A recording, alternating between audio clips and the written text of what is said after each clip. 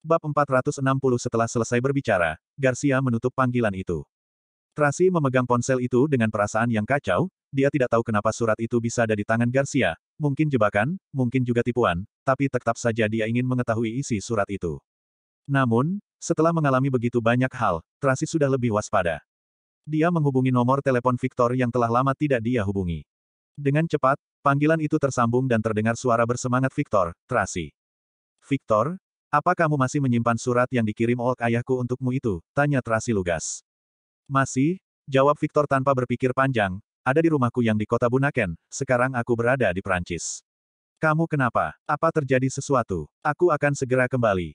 Tidak perlu, ujar Tracy buru-buru, aku hanya ingin bertanya tentang isi surat itu, apa isi surat itu? Ini, Victor terlihat sedikit kesulitan menjawabnya. Apa terkait misteri kebangkrutan ayahku? Tanya Tracy lagi. Apa di dalam surat itu, dia memberitahu kamu siapa yang ingin celakainya?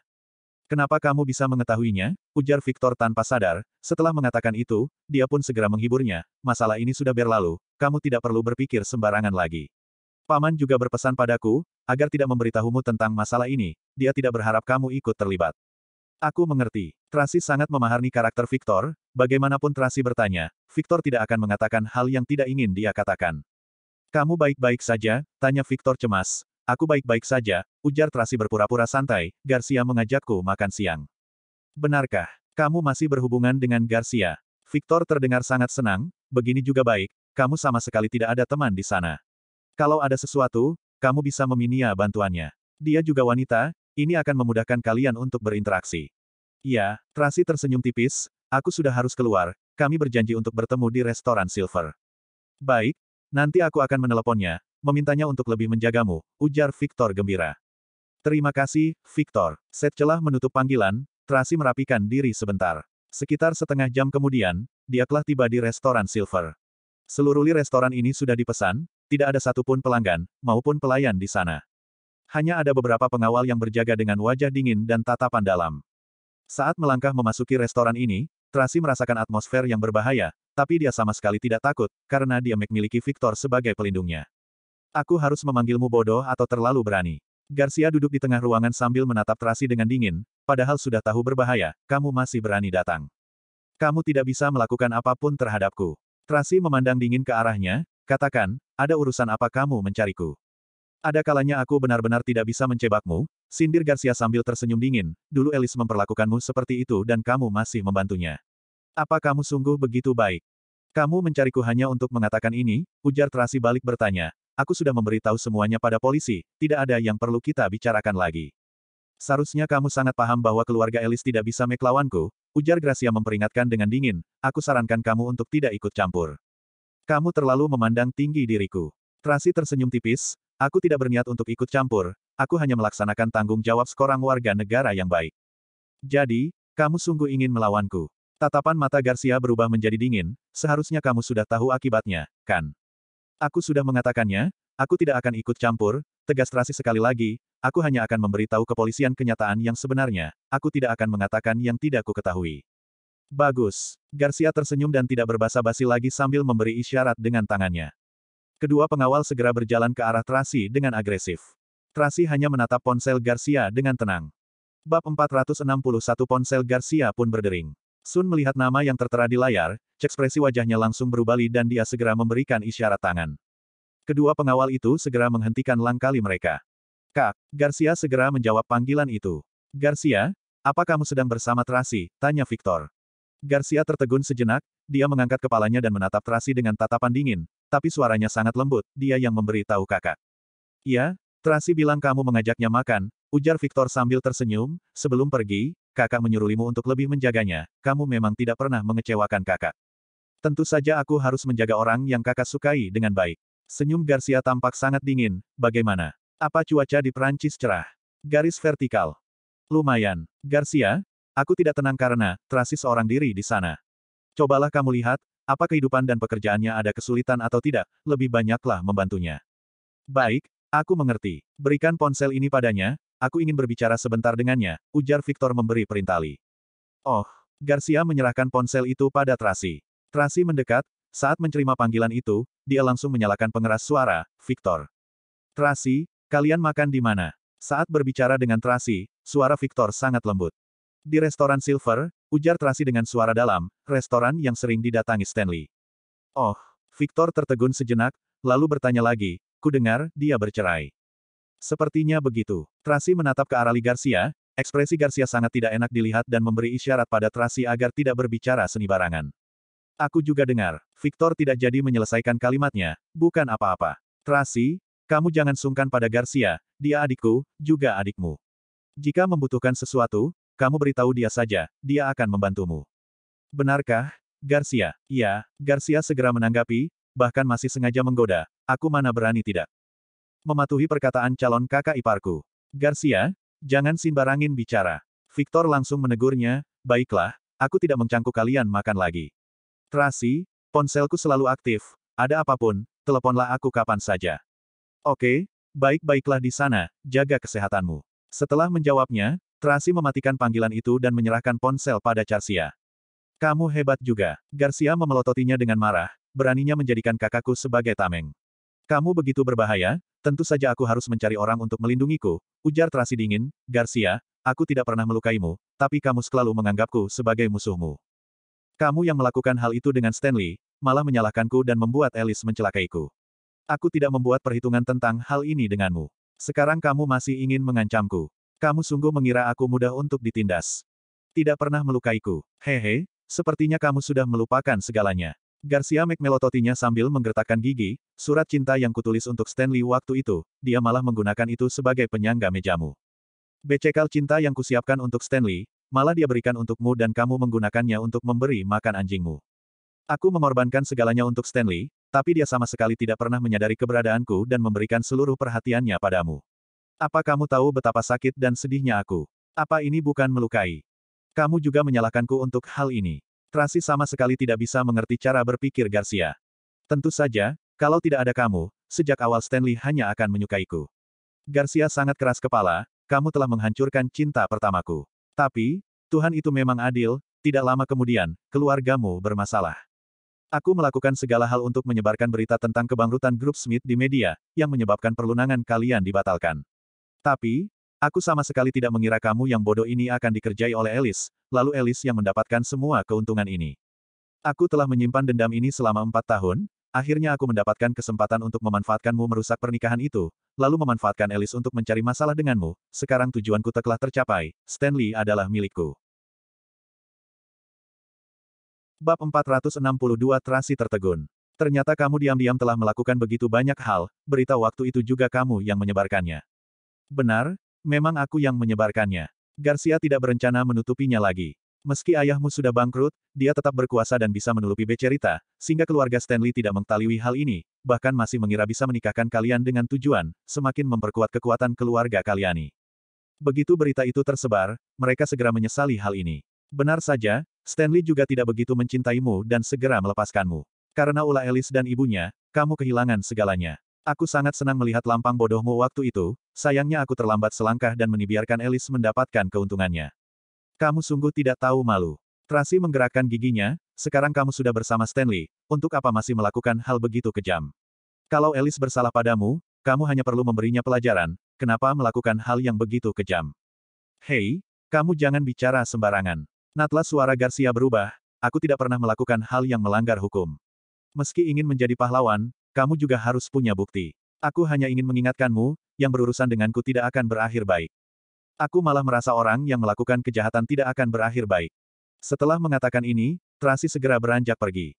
Tracy, apa kamu tidak ingin tahu siapa yang mencelakai ayahmu?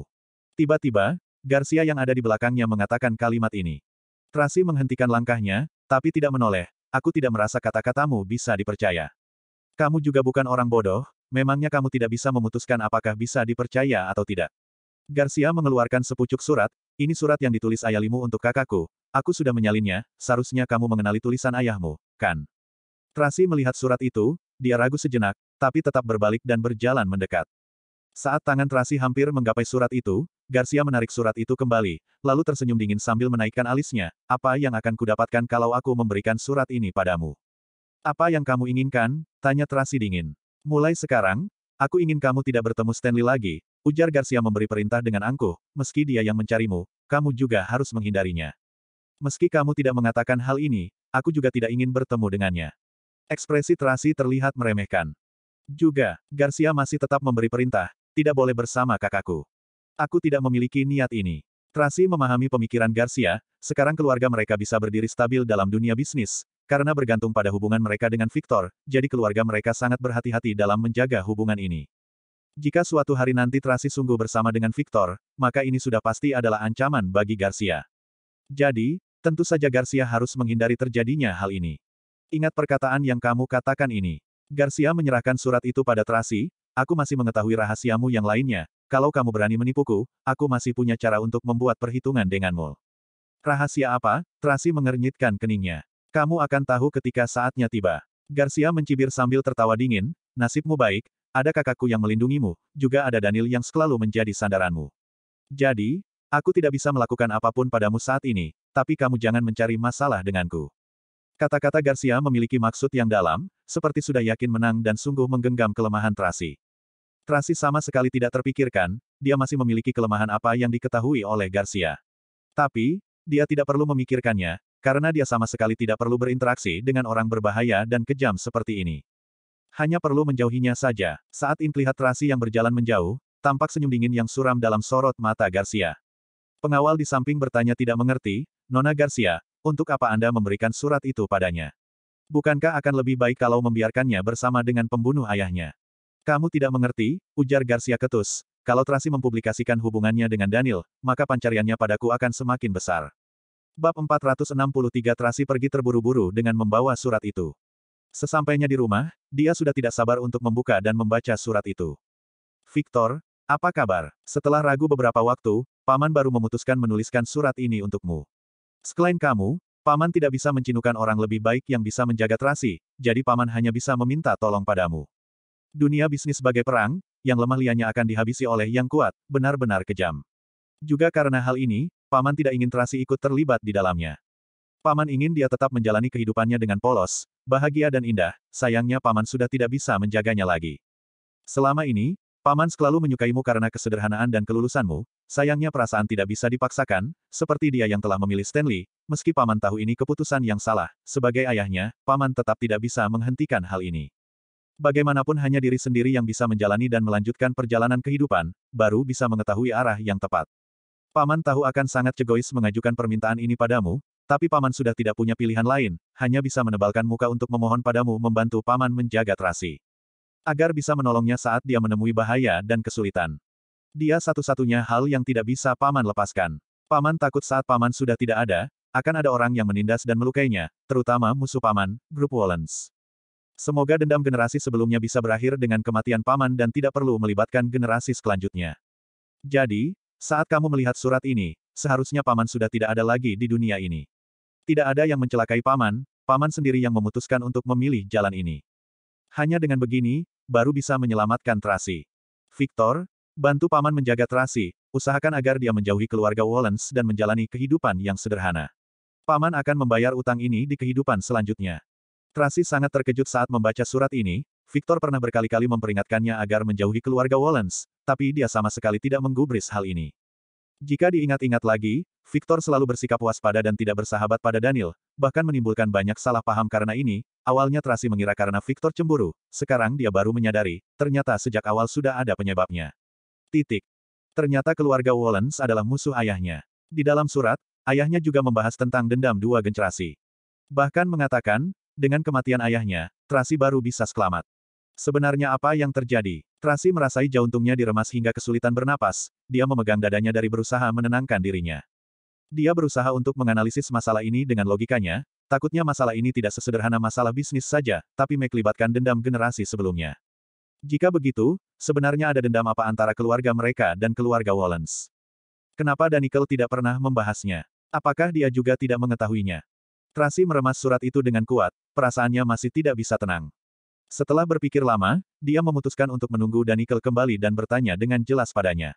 Tapi, malam ini Daniel tidak pulang. Tracy menunggu hingga pukul 3 pagi, dia terus-menerus bangkit melihat keluar, tapi masih tidak melihat sosok Daniel. Akhirnya, dia langsung mengambil selimut untuk tidur di sofa sambil menunggu Daniel. Saat menunggu, dia tidak sengaja tertidur dan bermimpi aneh. Di dalam mimpi, dia melihat Daniel mendorong ayahnya hingga jatuh dari tangga. Tracy terbangun karena terkejut dan wajahnya dipenuhi keringat, tapi hanya ada dia sendiri di ruangan itu. Jam yang tergantung di dinding menunjukkan pukul 6 pagi, langit sudah terang, tapi Daniel masih belum kembali. Tracy tidak bisa menahan diri dan mengirim pesan untuknya, apa malam ini kamu akan kembali? Tidak ada jawaban. Dia kembali mengirim pesan, apa terjadi sesuatu? Masih tidak ada jawaban. Tracy berpikir, mungkin Tuan Besar sungguh jatuh sakit dan Daniel tidak bisa meninggalkannya. Bagaimanapun, cepat atau lambat Daniel pasti akan kembali. Tracy menyimpan surat itu, lalu turun ke lantai bawah, bersiap menyiapkan sarapan untuk anak-anak. Saat sarapan, Carlos bertanya, Mami, semalam aku menelepon kakek, tapi ponselnya tidak aktif. Kami sungai mencemaskan kakek, apa Mami sudah mendengar kabarnya? Sebenarnya bagaimana kabar kakek? Bab 464, masih tidak ada kabar. Tracy mengelus kepala Carlos dengan lembut, kamu tidak perlu khawatir, ada banyak orang yang menjaga kakek, meski jatuh sakit kakek akan diobati oleh dokter yang sangat hebat. Aku mengerti. Carlos menundukkan kepalanya, terlihat sedikit sedih. Mami, bagaimana kalau Mami menghubungi mantan bos Mami, ujar Charles tiba-tiba, yang merupakan cucu tertua kakek itu, dia pasti tahu kondisi kakek. Ini, setelah berpikir sejenak, Tracy menjawab, seharusnya dia sangat sibuk, tidak tahu apa akan menjawab telepon Mami, biar Mami coba dulu. Mami, tidak perlu, biar kami saja yang memikirkan caranya. Carlos lebih banyak pertimbangan. Ingin memikirkan cara apa, ujar Tracy serius, setelah kakek sembuh, dia akan menelepon kalian. Kalian masih kecil, jangan menambah kerepotan, mengerti? Mengerti. Carlos menganggukkan kepala dengan patuh. Carlos, Charles, Carla, mobil sekolah sudah hampir sampai, ya, ujar para perawat mengingatkan. Kami sudah selesai makan. Ketiga anak itu segera meletakkan peralatan makan mereka, memakai jaket, menggendong tas sekolah dan mengucapkan selamat tinggal pada mami mereka, lalu keluar mengikuti para perawat. Tracy mengantar mereka sampai ke depan pintu lift, dia kembali mengirimkan pesan ke Daniel saat teringat pesan anak-anaknya, kamu baik-baik saja. Telepon aku saat membaca pesan ini. Setelah menunggu beberapa saat, tetap tidak ada balasan dari Daniel. Tracy merasa sangat tidak tenang, apakah terjadi sesuatu padanya? Atau Tuan Besar sungguh jatuh sakit? Meski sekarang adalah rakyat biasa, Tracy tetap berasal dari keluarga terpandang, dia sangat memahami betapa seriusnya jika seorang pemimpin keluarga besar jatuh sakit. Begitu kabar itu tersebar, maka akan memengaruhi seluruh saham yang berada di bawah nama grup Wollens, seluruh kerabat keluarga Wollens akan mulai berebut kekuasaan. Meski Tuan Besar telah mewariskannya pada Daniel, Daniel tetap saja tidak belum berkeluarga dan terbiasa sendirian, saat menghadapi perebutan kekuasaan keluarga seperti ini, dia hanya bisa bertarung sendirian. Saat memikirkan hal ini, Tracy sedikit mencemaskan Daniel, tapi di saat yang sama, dia juga memikirkan apa maksud surat yang diberikan ayahnya pada Victor. Sebenarnya ada dendam apa antara keluarganya dan keluarga Wollens? Kenapa ayahnya sama sekali tidak membahas hal ini di surat yang ditinggalkan untuknya? Saat sedang berpikir sembarangan, Windy meneleponnya, kakak, kamu baik-baik saja. Aku dengar dari Kak Fanny, terjadi masalah pada pertunjukan semalam, ya. Iya, memang ada sedikit masalah, tapi tidak ada hubungannya denganku. Banyak yang bahas masalah ini dan sudah masuk ke pencarian terhangat, sekarang seluruh opini publik merujuk pada dua keluarga kaya, katanya adalah keluarga Garcia Caledon dan keluarga Stanley Sandia, pokoknya masalahnya sangat besar. Tracy tertegun saat mendengar berita ini, dia sangat jarang bermain ponsel, jadi tidak tahu masalah ini menimbulkan keributan yang sangat serius.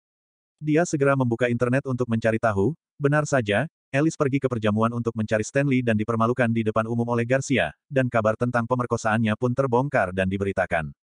Sekarang opini publik merujuk pada Stanley dan Garcia, mereka mengatakan Stanley adalah pria mata keranjang dan Garcia adalah orang ketiga yang kejam, mereka sengaja mencari orang untuk mencelakai Ali.